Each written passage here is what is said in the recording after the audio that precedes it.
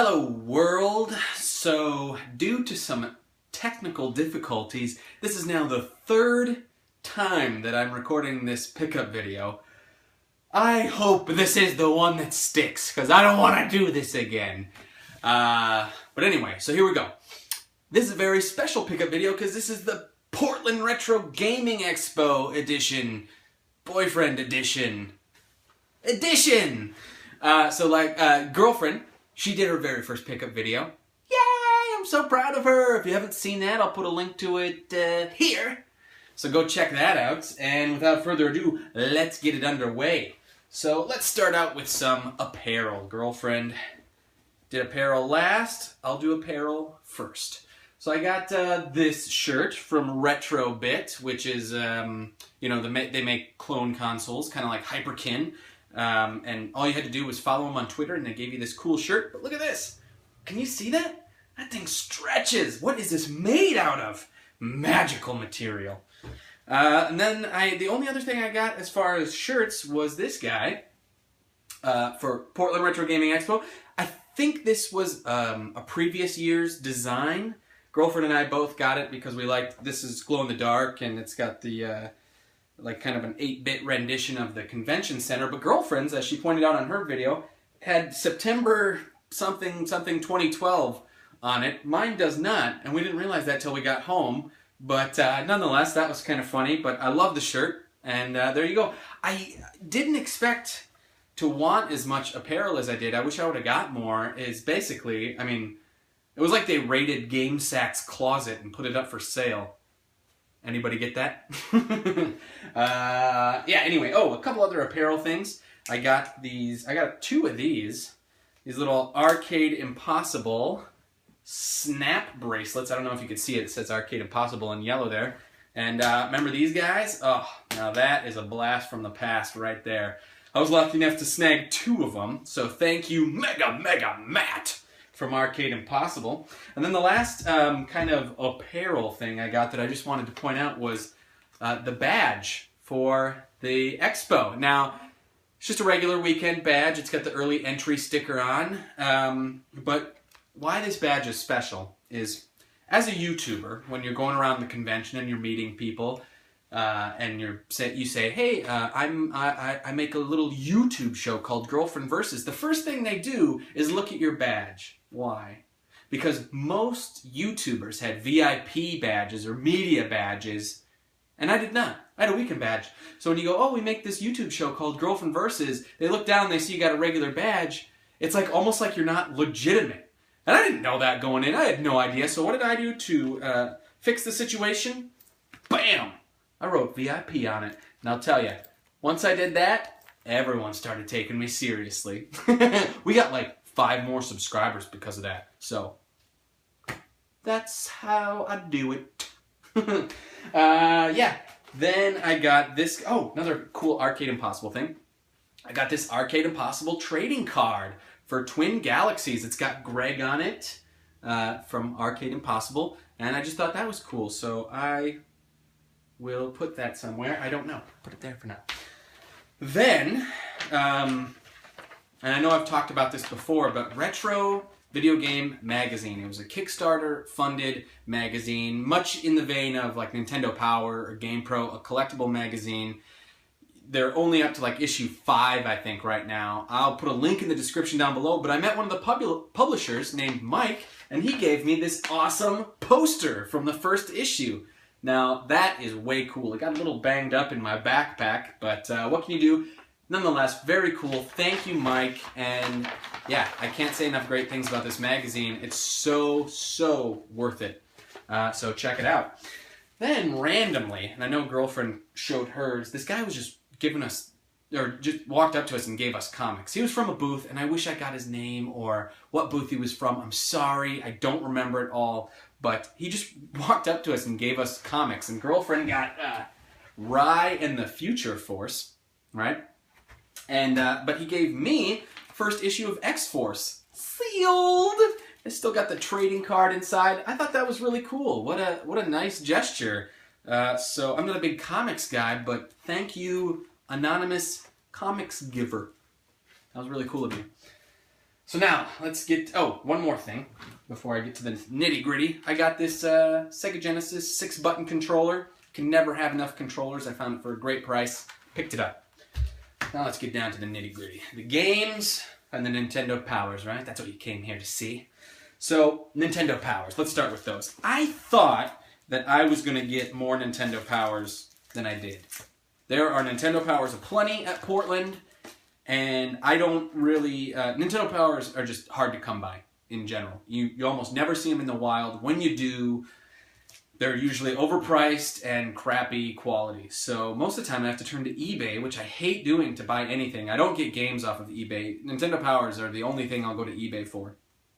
But I did find some Nintendo Powers, and you know, I was just so busy. I didn't have a lot of time to leaf through a lot of them. So I only ended up getting 5, but nonetheless, they're in perfect condition, posters, everything. And let's go through them right now. So the first one is number 77 with Super Mario World 2 Yoshi's Island on the cover. And this used to belong to, I love these address labels, Richard Fazekas. What was once yours is now mine. So thank you, Richard. Then I got volume 76 with Killer Instinct on the cover. And this belonged to Mike and Andrew Tran. Now, I can only assume that you must have been brothers. You couldn't share, so your mom just put both your names on the subscription, so it belonged to both of you, right? That's what I have. That's the story I made up in my head. And then number 74 with Donkey Kong Land on it. Fantastic game for the Game Boy if you haven't played it. And this one didn't have an address label on it. And then, another Mike and Andrew Tran issue, and this is number 72 with Kirby's Dream Land 2 on it. And then the final Mike and Andrew Tran trilogy issue is number 61 with Donkey Kong, another Game Boy game. Fantastic. One of my favorite Game Boy games of all time. Play it if you haven't had a chance. And now the games. So first I want to show these. I got some of these cool plastic cases, 3 Nintendo ones and a Super Nintendo one. I think these were like 50 cents a piece. I would have gotten more, but my backpack was so full at the time that I just didn't have the room. But you never run across those, so I thought that was cool. So I picked those up. And the games. Now, there are a ton of games at Portland, as you would expect. And I expected to buy a lot more. I only ended up with 7 games, which is relatively low compared to what I thought I was going to come home with. And the reason for that is I found a lot of the games I was looking for, but complete in box. I don't care about complete in box. And in fact, a lot of, I went to Portland with the intention of knocking off a couple of the more rare titles on my list. And when you get to those, you end up paying like an extra $100 for the box. I'm not going to pay an extra $100 for the box. I don't care about the box. I want to play the game, So I'm big into loose carts. So that was the reason I didn't get a lot more games. It was an interesting conundrum I didn't foresee, and now I'm prepared for that next year when I go. So, first game I got is Tetris for the Game Boy. Packing game. I didn't own it, got it for $1. I walked by, I saw, hey, this is a good condition Tetris. How much for this? $1. Dollar couldn't have flown out of my wallet faster.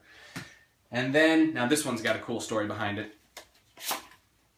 Mike Tyson's Punchout. And I got this from the NESComplex and Retro Liberty panel, which is an amazing panel. If you ever make it to Portland and they're doing it, I highly recommend you go. They do kind of a video game music trivia where they play a song, you line up, and whatever song you get, you got to guess what video game it's from. Easy. If you get it, you win a prize. And Aaron kind of threw me a softball. He gave me an easy one, gave me Sonic, but I was able to pick up my Mike Tyson's Punch-Out, which I didn't have. So thank you, Aaron and Ricky and NESComplex. Fantastic panel.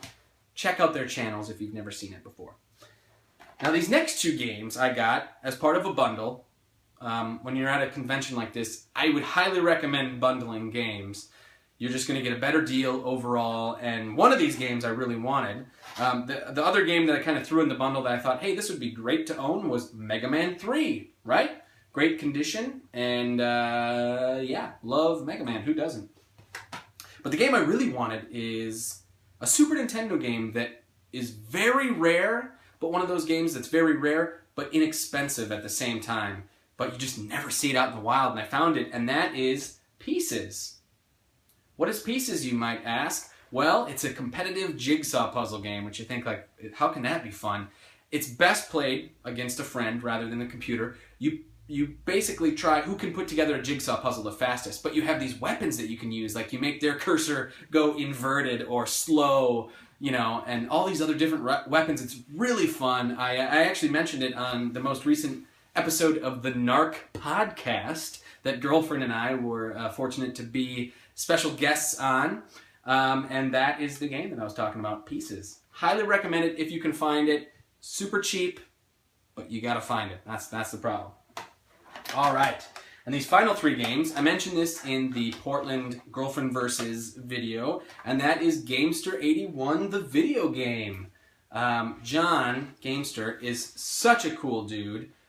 I didn't even try to haggle with him. Not at all. I wanted to pay full price that he was asking. I love supporting the community. I love supporting, you know, the homebrew community. And John is just such a nice guy. And so I insisted in my own brain that I pay full price for it. And just to show you guys what the cart looks like, there's the cart.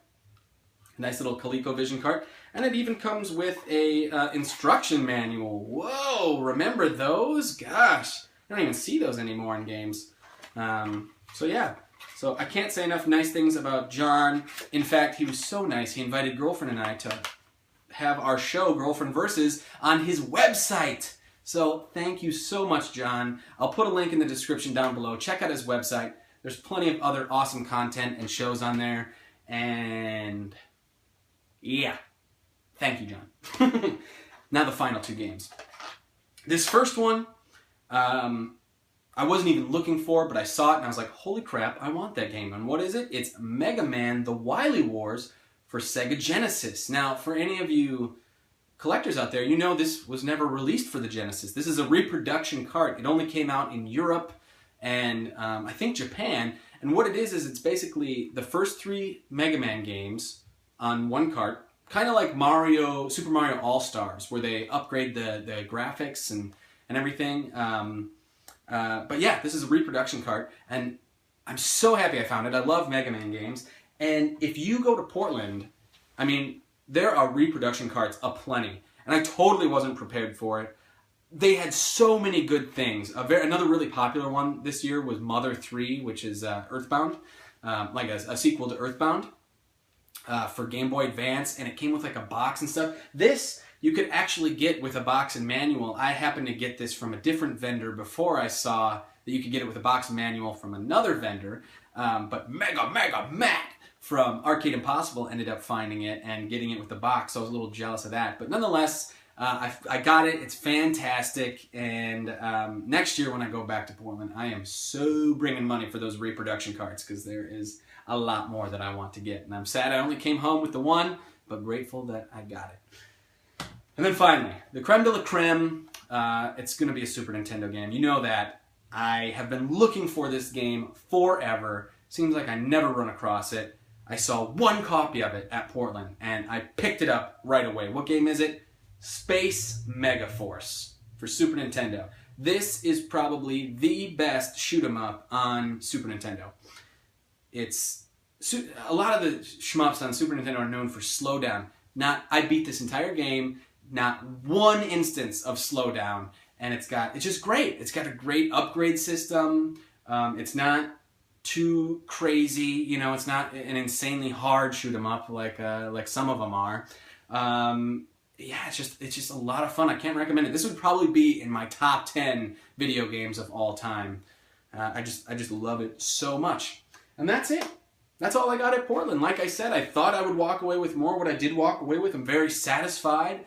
And I can't wait to go next year. I'm so excited. I had such a fun time. I met so many great and wonderful people.